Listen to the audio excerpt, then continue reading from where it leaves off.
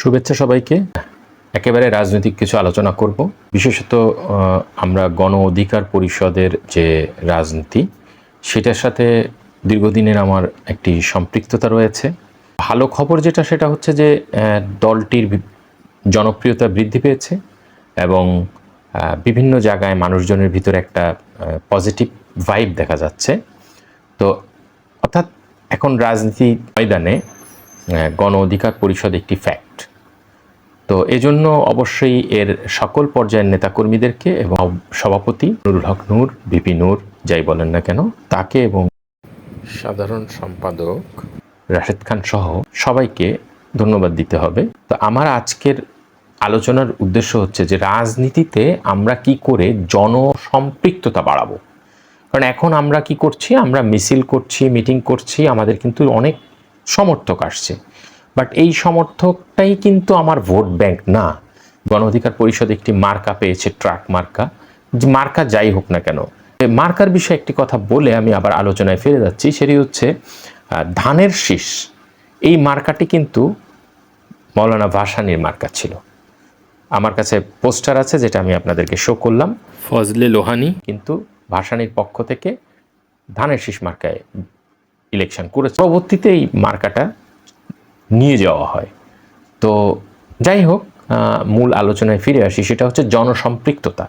অর্থাৎ রাজনীতির ময়দানে এ পর্যন্ত আমরা যেটা দেখেছি, বিএনপি, আওয়ামী লীগ সহ যারা এতদিন রাজনীতি করেছে, একটা বিশেষ, আমরা সবসময় বলি গণ অধিকারে যে গুণগত পরিবর্তন, রাজনীতিতে গুণগত পরিবর্তন। তো গুণগত পরিবর্তনটা আসলে কি?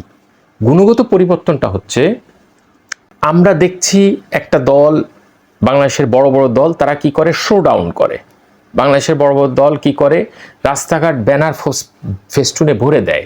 বাংলাদেশের বড় বড় দল কি করে, মিছিল, মিটিং, সমাবেশ, সভা, এই সমস্ত কাজ করে বেড়ায়। বাট আমরা যদি একটি জনবান্ধব রাজনৈতিক দল হই, তাহলে আমাদের খেয়াল রাখতে হবে, এক নাম্বার, আমাদের কোনো জনসভার দ্বারা যেন রাস্তাঘাট বন্ধ না হয়ে যায়।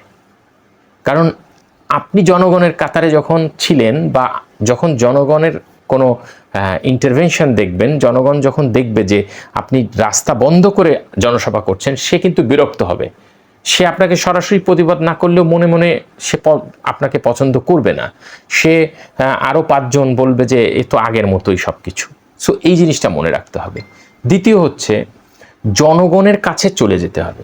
জনগণের কাছে যাওয়ার ওয়েটা কি? জনগণের কাছে যাওয়ার ওয়েটা হচ্ছে, তাদের জনগণের যে প্রবলেমগুলো, এক একটা এলাকা ভাগ করে, আমার ওয়ার্ড, আমার গ্রাম, আমার নগর, এখানে কি সমস্যাগুলো জনগণ প্রতিনিয়ত ফেস করছে এবং সেটাকে আমরা কিভাবে অ্যাডভোকেসির মাধ্যমে সমাধান করতে পারি, কিভাবে আমরা দল হয়ে সেটাকে সমাধান করতে পারি। ইভেন দো আমরা যদি আম আদমি পার্টির কথা শুনি, কেজরিওয়ালের, অরবিন্দ কেজরিওয়াল, ওনার দল কি করতো, রাস্তায় ঝাড়ু দিত, দিয়ে কিন্তু ওনারা কি করেছে, দিল্লির মসনদে গেছে এবং পুরা ভারতে তারা একটা মানে ট্রেমেন্ডাস ডেভেলপ করেছে, যে যা ভারতে কংগ্রেস, বিজেপির বাইরে থেকে তারা ক্ষমতায় চলে গিয়েছিল শুধুমাত্র জনগণের সম্পৃক্ত হতে পারে।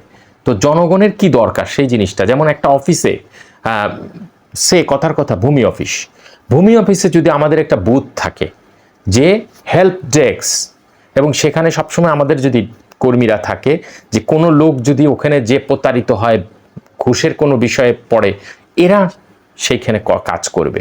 আসলে আমরা যদি উন্নত বিশ্বের রাজনীতিগুলোকে খেয়াল করি, তারা কিন্তু জনবান্ধব কাজ করে, এরকম কাজ করে। হ্যাঁ, তো এলাকার ময়লা পরিষ্কার করা, এলাকার, বলতে পারেন সিটি কর্পোরেশন আছে, সিটি কর্পোরেশনকে মাঝে মাঝে চোখে আঙ্গুল দিয়ে দেখানো দরকার যে তোমার এই কাজ তুমি করনি, আমি করে দিয়েছি। জনগণ তখন বুঝবে যে এরা জনবান্ধব। এলাকার একটা বড় সমস্যা, সেটাকে তুলে ধরা, সেটাকে নিয়ে অ্যাডভোকেসি করা, এই কাজগুলো যদি আমরা কন্টিনিউ করতে পারি, আমাদের গণ অধিকার পরিষদের সমস্ত ইউনিট যদি তার জায়গায় এই কাজগুলো করে, তবে কিন্তু জনসম্পৃক্ততা বাড়বে। এরপরে হাসপাতালগুলোতে সাপোর্ট দেওয়া, হাসপাতালে মানুষ খুব অসহায় থাকে।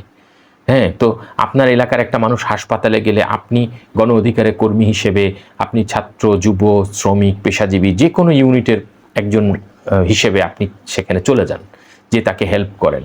একইভাবে আইন নির্বাচনের ক্ষেত্রেও তাই, অর্থাৎ আমরা সাধারণ জনগণের পাশে যখন দাঁড়াবো, একজন জনগণকে সাপোর্ট দিলে 10 জন জনগণের আস্থা তৈরি হবে।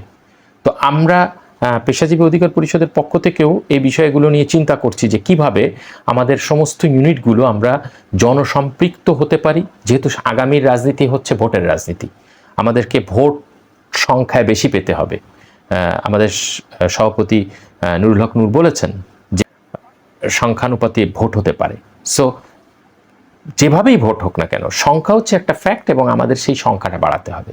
আরেকটা পয়েন্ট আমি সবাইকে বলব, ওনার একটা দিক নির্দেশনা যে অন্য দলের সাথে সম্পর্ক উন্নয়ন, যারা আমাদের সমমনা, আমরা যাদেরকে মনে করি যে যারা ফ্যাসিবাদের বিরুদ্ধে আমরা লড়েছি একসাথে, দল আছে, সংগঠন আছে, এদের সাথে সম্পর্ক রাখা।